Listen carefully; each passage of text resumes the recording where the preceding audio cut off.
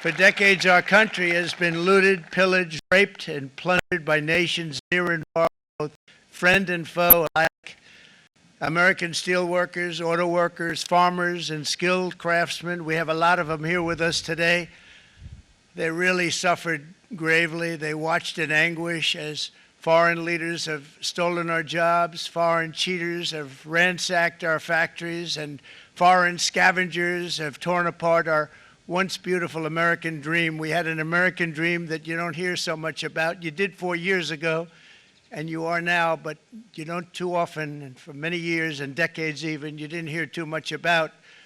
Our country and its taxpayers have been ripped off for more than 50 years, but it is not going to happen anymore. It's not going to happen.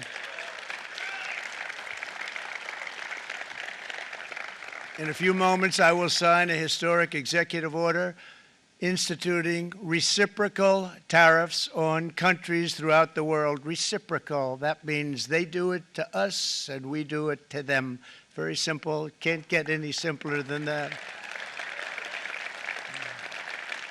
This is one of the most important days, in my opinion, in American history.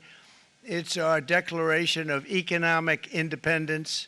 For years, hardworking American citizens were forced to sit on the sidelines as other nations got rich and powerful, much of it at our expense.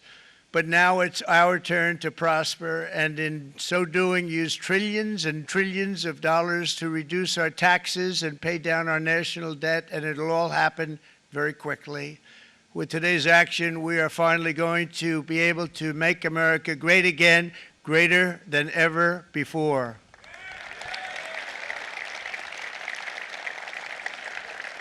Jobs and factories will come roaring back into our country, and you see it happening already.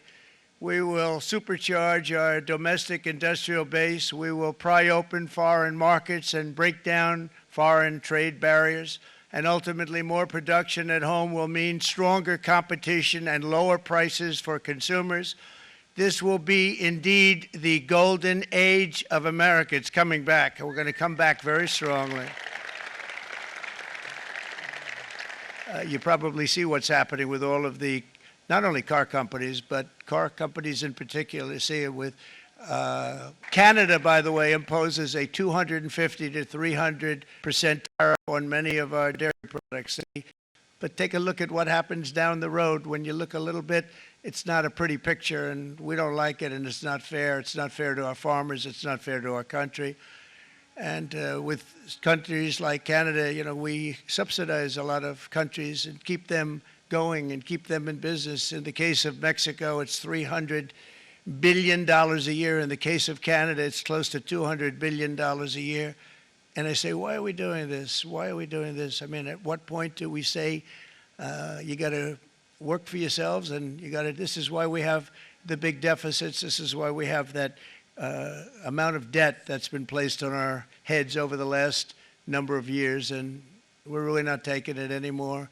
Through non-tariff barriers, the European Union bans imports of most American poultry. You understand? They say, we want to send you our cars, we want to send you everything, but we're not going to take anything that you have. Australia bans, and they're wonderful people and wonderful everything, but they ban American beef, yet we imported $3 billion of Australian beef from them just last year alone. They won't take any of our beef. They don't want it because they don't want it to affect their farmers. And you know what? I don't blame them, but we're doing the same thing.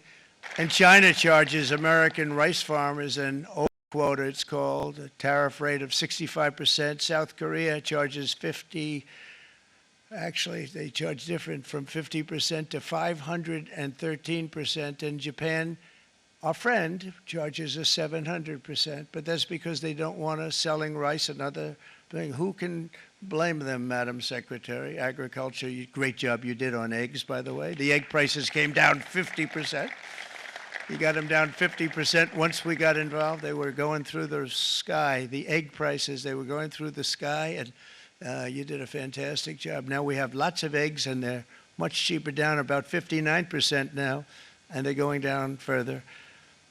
We charge 2.8% for so many things that other countries are charging 200%, 300%, and 400%. celebrate and to more importantly celebrate what we're doing, because that wouldn't be a full celebration if we didn't do this, because this will be an entirely different country in a short period of time.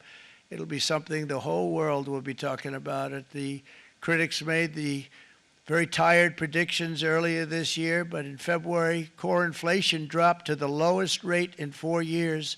And the price of eggs, as you know, just in a month and a half, we were there for 4 weeks.